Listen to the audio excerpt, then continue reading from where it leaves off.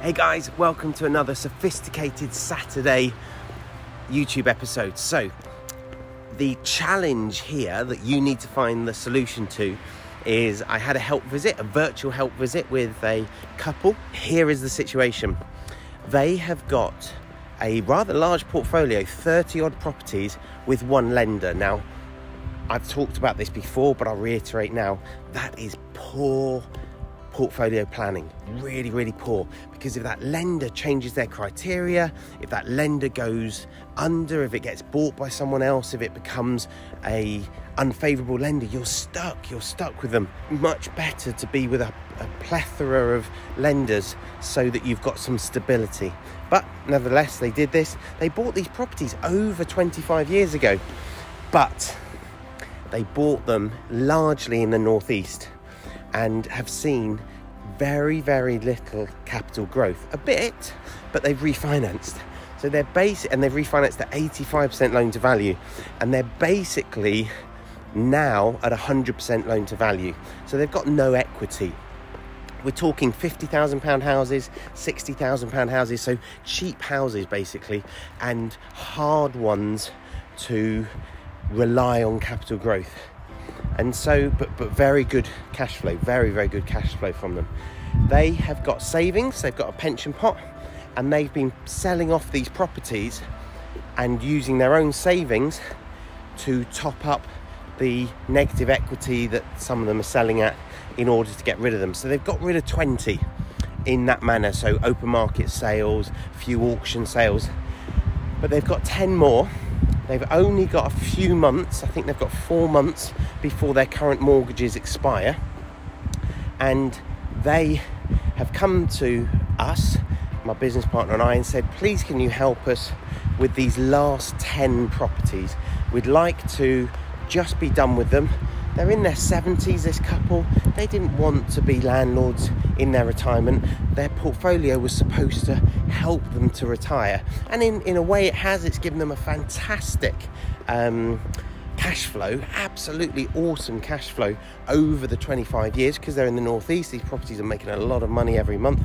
So they're making about £300 a month each property, and they've got 30 of them, so you can't say it's all bad, but they're recognising that they're in a bit of a pickle in terms of repaying these mortgages that they can't in just a few months' time. So that is the quandary.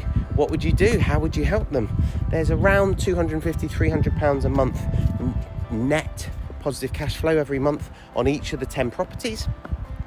They're worth around £50,000, £60,000 each. There's 10 of them. The couple are in their early 70s. What would your offer be? What would you do to find a win-win solution? If you would ask other questions, feel free to shout them now. They've got 4 months left on their mortgages. I think that's all you need to know. What solution would you come up with? Grab a pen, grab a piece of paper, and actually write down how you would offer and what you would offer to this couple. I'll tell you the solution that I came up with right after the break.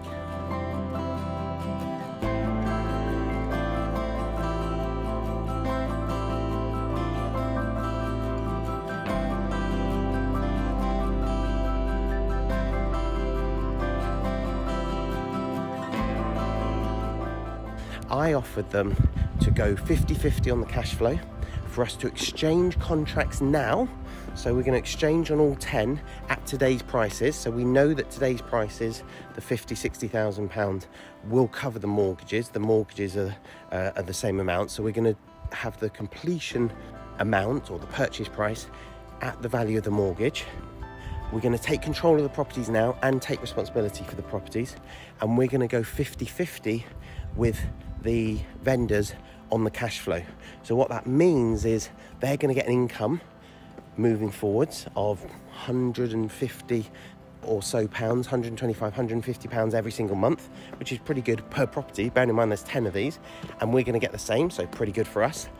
And we're fixing this for 10 years time, so they're going to have a definite completion date in 10 years time, so they can rely on that. We are not going to pay a deposit, so we're just going to take control and start taking the cash flow.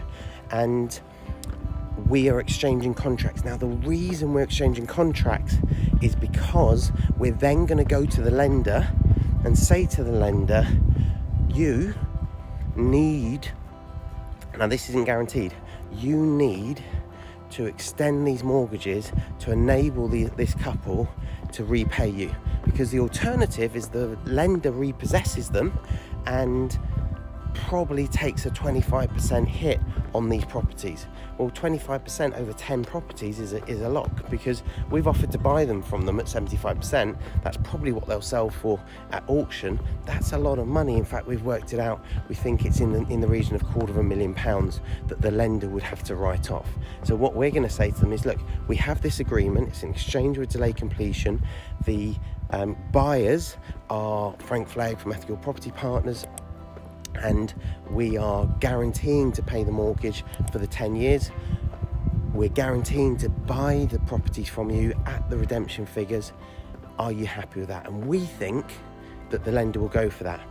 If the lender doesn't go for that, we have put in place a clause that will release the couple from their exchange of contracts. So we're going to have a background agreement that says that if they can't continue the lending, then they will be released in the exchange of contracts. So there's no commitment until the lender says yes.